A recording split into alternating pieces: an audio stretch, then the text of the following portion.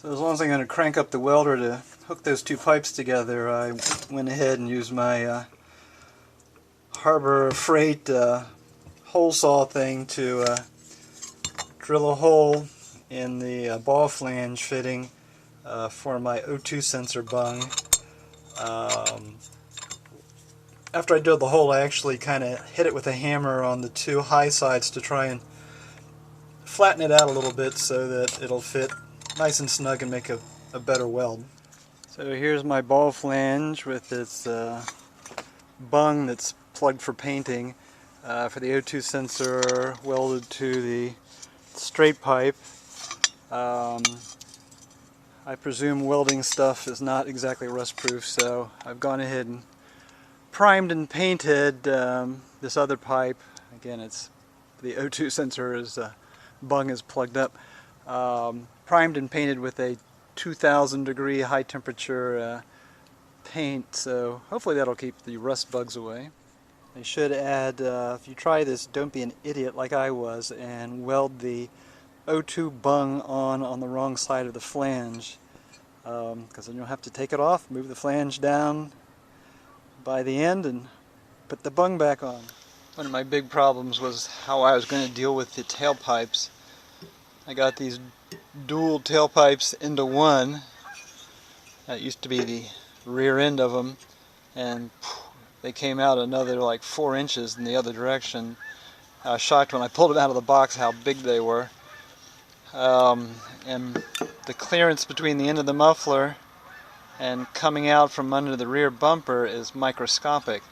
So unless you have a fancy tubing bender and you can bend it back and then bend it forward again, I could not figure out how to get it to work. But what I finally did, and this is pretty half-assed, was cut the end off, which still left me with a flat surface with the pipe still connected, and trace that onto just a piece of the regular old pipe, kind of a figure 8, and then cut that out, welded that onto the pipe, then cut the edge of the pipe and welded a piece on to cap the end, and then just welded it right into the muffler.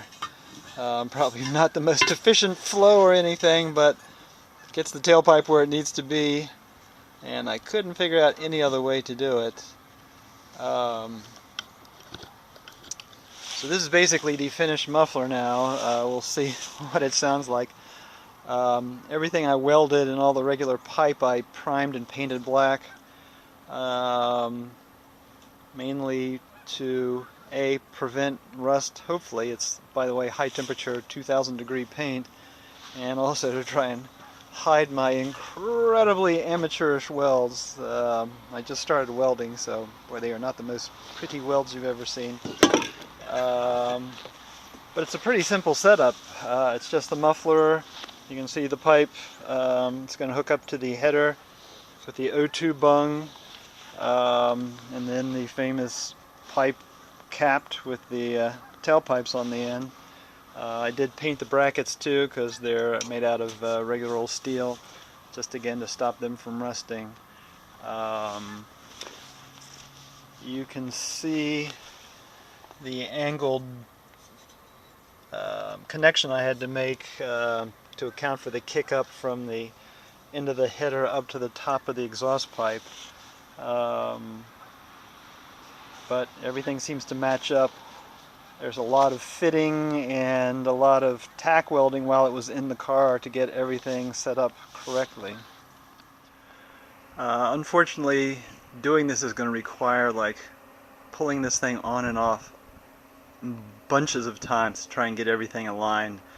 Also putting the bumper on and pulling the bumper off, especially when you're trying to get the tailpipes at the right height and out and everything. So be prepared for many installations and uninstallations of muffler and back bumper. Okay, there's the O2 sensor and its bung. It's all installed and the ball flange joint is connected. There's the famous angle cut and weld coming up to the elbow that goes in the top of the muffler. There's my half-ass homemade bracket. And then at the bottom is the capped pipe with the little tailpipes coming out the back with my horrible welds. Muffler, same deal over on the other side. You might say, well, why the hell did you go through all this? And one of the reasons was I was on a rally recently with a guy named Eric from Baltimore who had a 348 Series Special that comes with a performance exhaust, and his car sounded so much better than mine that I knew there was potential for good music from this car.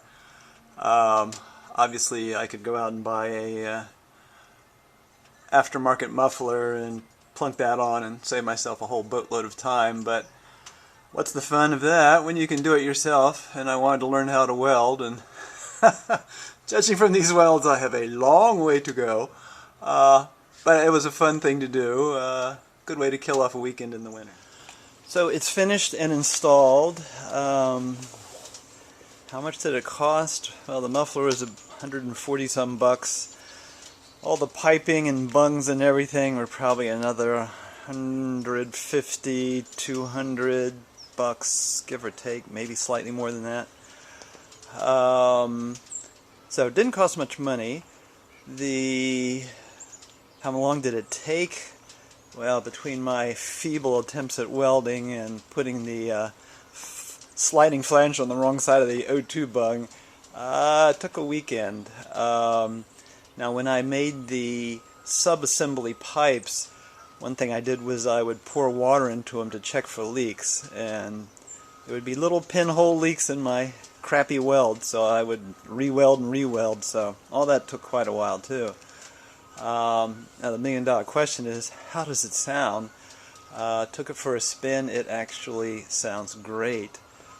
It's not super loud when you're just cruising, but when you nail the throttle, it barks, which is what I was looking for.